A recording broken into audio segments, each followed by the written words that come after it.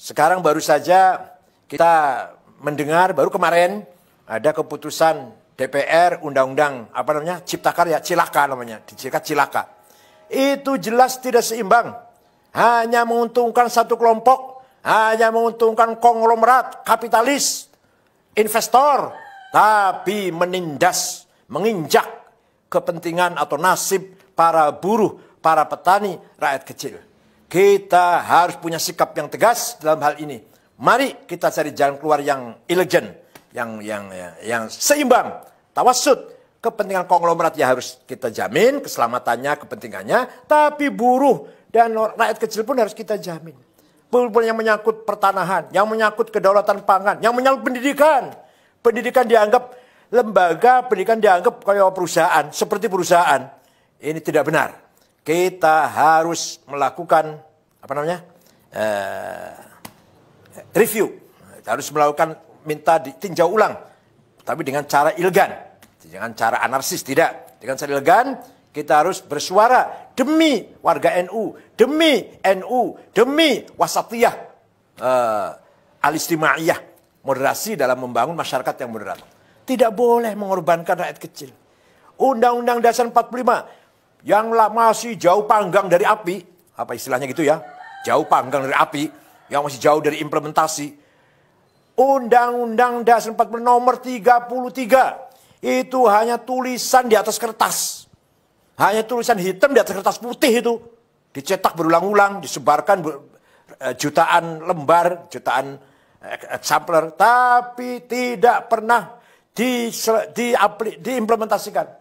Bahwa kekayaan Indonesia ini kan alam ini untuk seluruh rakyat Indonesia. Apa itu sudah terimplementasi? Sudah terrealisasi? Sama sekali tidak. Sama sekali tidak. Bahkan yang kaya semakin kaya, yang miskin semakin miskin.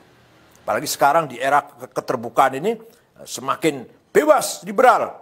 Yang diikuti oleh sistem liberal kapitalis.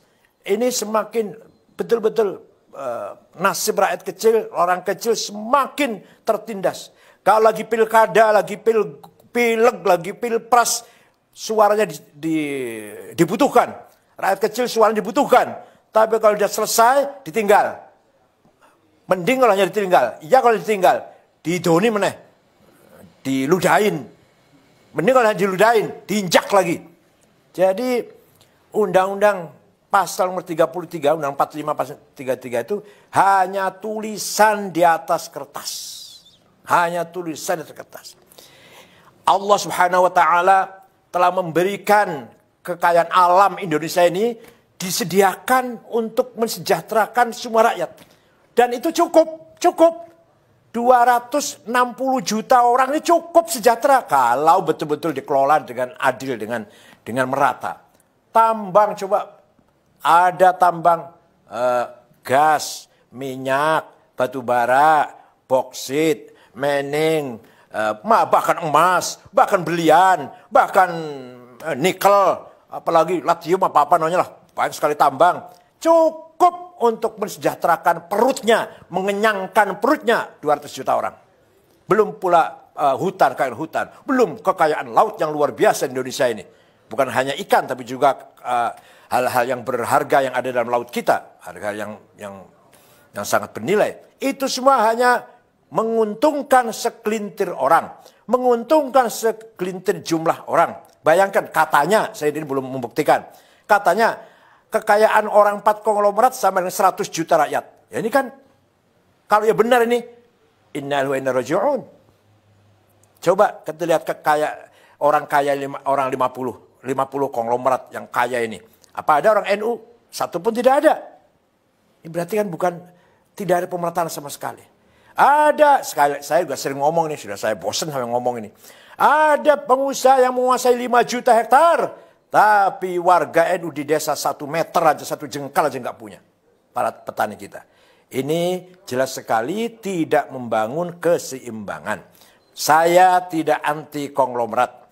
Tapi konglomerat harus melakukan reformasi cara berpikir.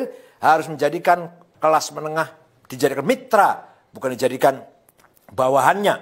Kelas menengah harus menganggap mitra bagi kelas kecil. Kelas kecil harus merangkul buruh tani, rakyat kecil. Fuqara wal masakin, syagholin, ummal, buruh kecil.